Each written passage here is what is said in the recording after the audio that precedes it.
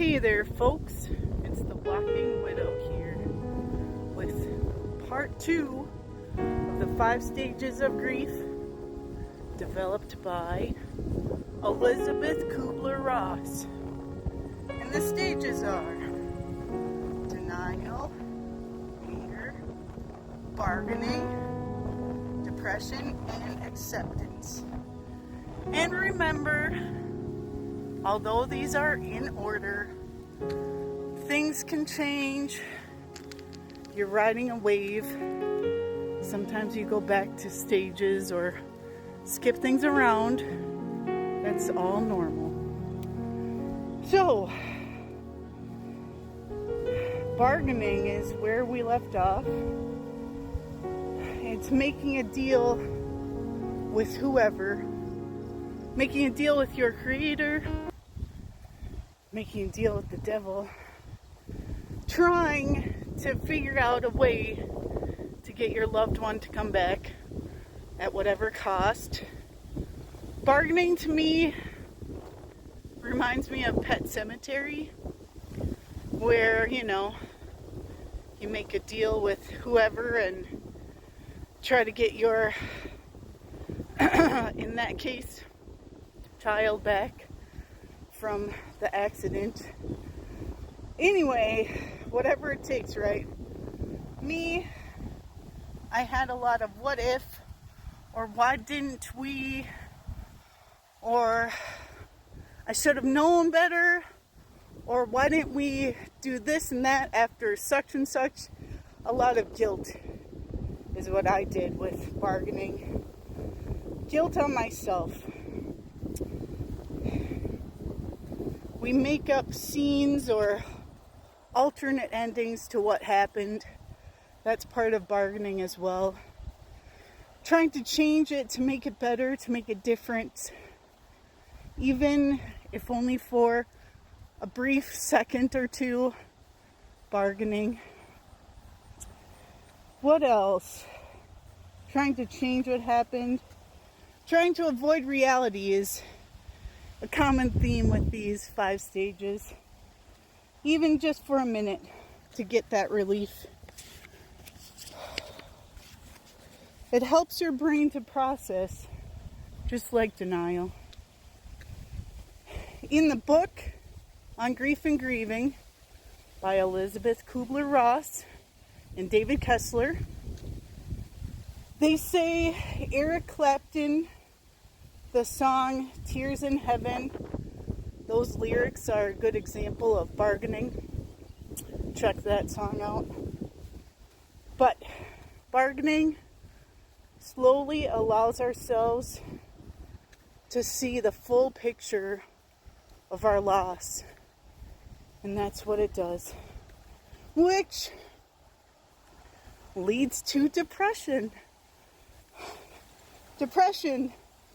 You've tried everything, you can't change what happened. You see the truth finally. Now what?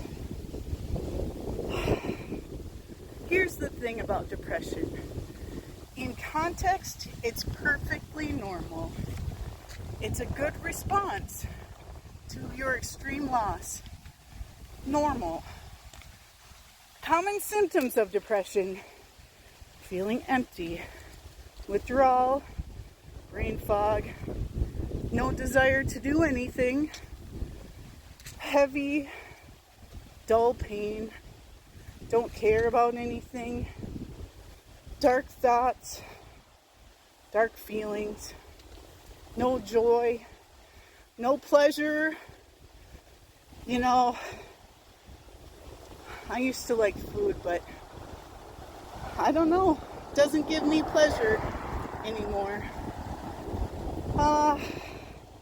During depression, people will try to fix you. Here's the thing.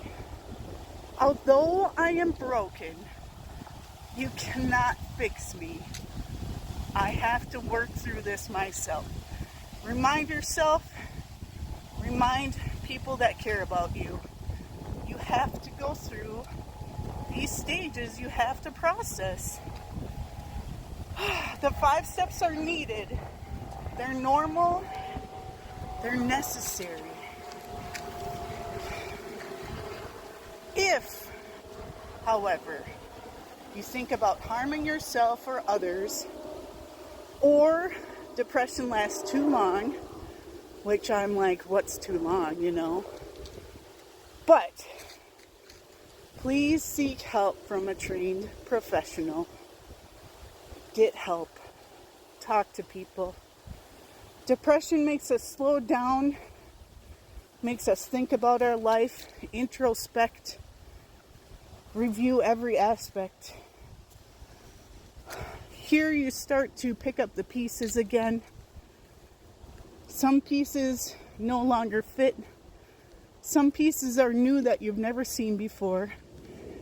And eventually, when you put your puzzle back together, it's a different picture than it was before your event. Brand new puzzle.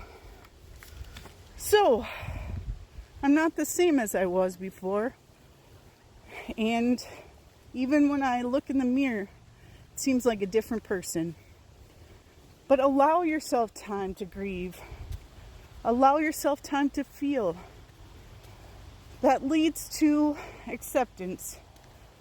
I don't know if I've gotten to acceptance, but learning to live again, starting to think about your new reality. The more your person was part of your life, the harder this is going to be to find a new identity for yourself. In the beginning, this might simply be having better days than bad days. As simple as that. Laughing at a joke. Whistling when you're walking. Little things. You'll know you're getting there. Remember, it's a roller coaster inside of an ocean. You're screaming, you're drowning. You want to get off. There's hills and valleys, and it will be intense. Give yourself time to feel each of the 5 stages of grief. Remember, it's a lifelong process. It doesn't end. Give yourself time and space. You know what's right for you. Try everything that you want to or think of. Get help when you need it. Love and gratitude. Good luck out there.